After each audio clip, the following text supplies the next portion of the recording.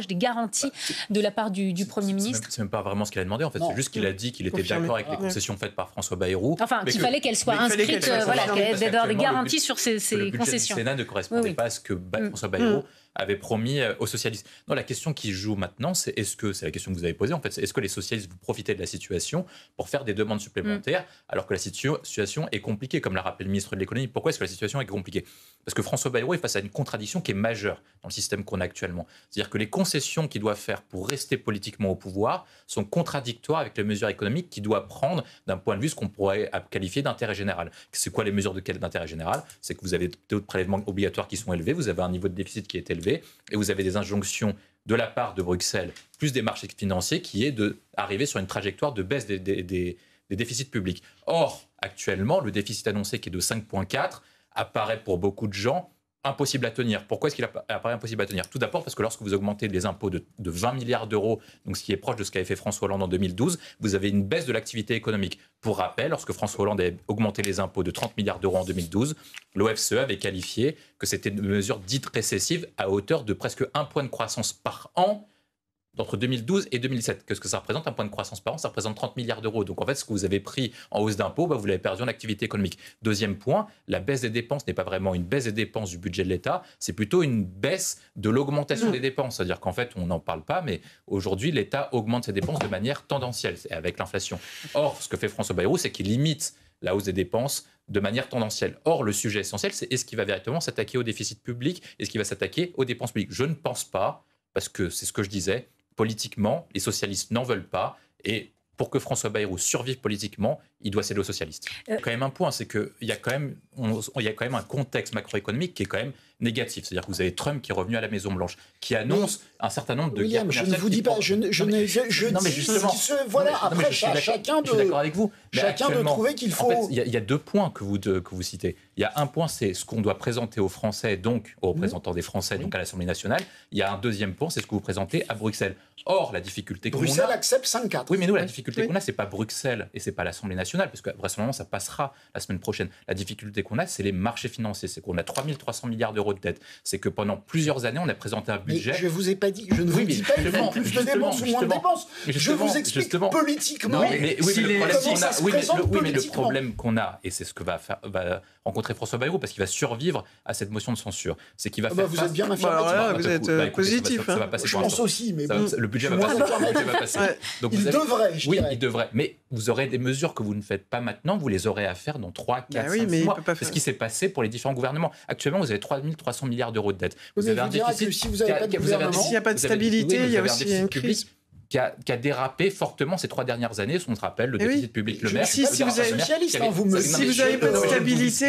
Non, mais il y a des marges. Je ne vous dis pas, je dis juste, je mets un point complémentaire, qui est arrivé quand même à 100 milliards d'euros. Vous arrivez actuellement à un déficit public qui est quand même très élevé, entre 5,4, voire beaucoup plus, en fonction de l'activité économique. Et moi, je rajoute juste un point, c'est que maintenant, on sait que Donald Trump est revenu à la Maison-Blanche, qu'il annonce quand même des mesures de rétorsion commerciale très importantes envers l'Union européenne. Donc ceux qui annoncent aujourd'hui que la Banque centrale va baisser les taux, sont quand même sacrément optimistes, parce que si vous avez une hausse de l'inflation, le mandat de la Banque centrale, c'est de manière un taux d'inflation à 2 points. Donc, elle rachète plus les dettes d'État. Ensuite, après, si vous avez une baisse de l'activité économique, c'est-à-dire que votre déficit est encore plus important, et François Bayrou devra annoncer, s'il n'arrive pas proche des 5,4, un budget rectificatif qui sera encore plus dur à avoir que le budget qu'on a actuellement. Oui, mais alors qu'actuellement, vous avez quand même un contexte qui fait que toutes les oppositions sont responsables. Le Parti socialiste et les Républicains sont obligés quand même de voter un budget pour ne pas avoir le deuxième coup. Oui, mais William, la responsabilité, on sait où elle est. Une réaction peut-être, William T. Oui, non, mais effectivement, si par cas on prend l'ordre des priorités, la première priorité pour François Bayrou, c'est de survivre et de ne pas avoir une motion de censure, parce que peut-être que Michel Barnier avait un meilleur budget,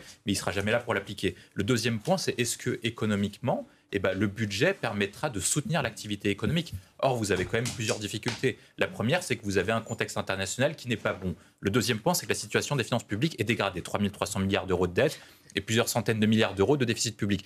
Or, ça a un impact concret sur les Français. Pourquoi est-ce que vous avez des défaillances d'entreprises qui sont aussi élevées? 66 000 l'année dernière selon l'INSEE. Vous avez un taux de chômage qui va augmenter. Vous aurez des Français qui vont s'appauvrir en raison du fait que les salaires vont ne pas augmenter et que les dépenses contraintes vont augmenter en raison de l'inflation. Et tous ces points-là, est-ce que le budget qui est présenté va pouvoir soit soutenir l'activité économique, soit soutenir l'activité et le pouvoir d'achat des Français? Moi, j'ai un doute. Et donc, attendez, laissez-moi terminer quand même, parce que je vous ai laissé parler. Donc ensuite, après, vous avez quand même un autre point qui va arriver très rapidement. Ça veut dire que Peut-être que François Bayrou survit, peut-être que le budget va passer, peut-être que le Parti socialiste sera content, peut-être que Renaissance sera content. Mais si les Français ne sont pas contents, moi, ce que je dis, c'est que vous aurez un autre sujet dans 2-3 mois, qui est la gronde sociale des acteurs économiques et des salariés, dans la mesure où le compte n'y sera pas. Reculer pour mieux sauter, là. C'est ça le problème. Donc peut-être qu'il se tiendra, mais en fait, si par cas vous faites une fuite en avant ou que vous en fait renoncez à une grande partie des activités qui ont permis de maintenir un certain niveau d'activité économique, notamment les mesures Macron, vous aurez un problème dans 3 mois. Président de descendre à ce C'est niveau-là. risqué, mais quand vous êtes à 20% dans les sondages, de toute façon, si vous les remontez, vous n'avez pas trop le choix. Voilà, c'est comme si vous avez la tête sous l'eau, vous êtes obligé de remonter à la surface. Donc il utilise tous les moyens possibles. Moi, je pense que j'ai la même référence que Gilles Branstein. Il s'inspire de ce qu'a fait François Mitterrand et avait été très très bas avant les 2 cohabitations et avait été remonté un peu avant la fin de son mandat. Et je pense qu'il s'inspire de ça. Qu'est-ce qu'avait fait François Mitterrand lorsqu'il était en cohabitation avec Jacques Chirac? Il s'exprimait sur SOS Racisme. Et à l'époque, en 1986, on disait déjà, après la mort de Malik Oussekine, c'était pas au rôle du président de la République d'aller voir une famille endeuillée. De la même manière, on disait c'était pas au président de la République d'annoncer les grands chantiers du Louvre, d'annoncer le grand chantier du Nouveau Bercy, etc. Mais ça avait permis à François Mitterrand de reconnecter avec une certaine partie de sa popularité et de renouer avec une grande partie de son socle électoral. Pourquoi? Parce que François Mitterrand avait déçu en 1981, avait permis de renouer avec certaines grandes réalisations, avait permis de montrer qu'il servait toujours à quelque chose. Or là, il a une difficulté incroyable, Emmanuel Macron, c'est qu'il doit soutenir François Bayrou qui fait partie du même camp que lui, mais il sait que François Bayrou est impopulaire, donc vous n'allez pas forcément dans le même sens que François Bayrou. Qu'est-ce que fait François Bayrou? Il essaie de réduire le déficit public, il essaie de réduire les dépenses de l'État, il essaie d'augmenter les impôts. Vous êtes président de la République, vous voulez remonter la pente, ce n'est pas forcément les mesures sur lesquelles vous voulez couler, donc vous essayez de prendre des sujets du quotidien. Or là, il prend un sujet qui est parlant pour la plupart des gens. Qu'est-ce que c'est? C'est l'absurdistan à la française. C'est-à-dire que vous avez tellement de règles en France, vous avez tellement de normes en France qu'elles sont contradictoires les unes avec les autres. Lorsque vous êtes usager, votre devoir, c'est de payer le péage. Mais est-ce que si vous avez qu'un seul moyen de paiement, c'est le téléphone? À ce moment-là, vous arrivez sur une absurdistan à la française qui est de dire je ne peux pas payer.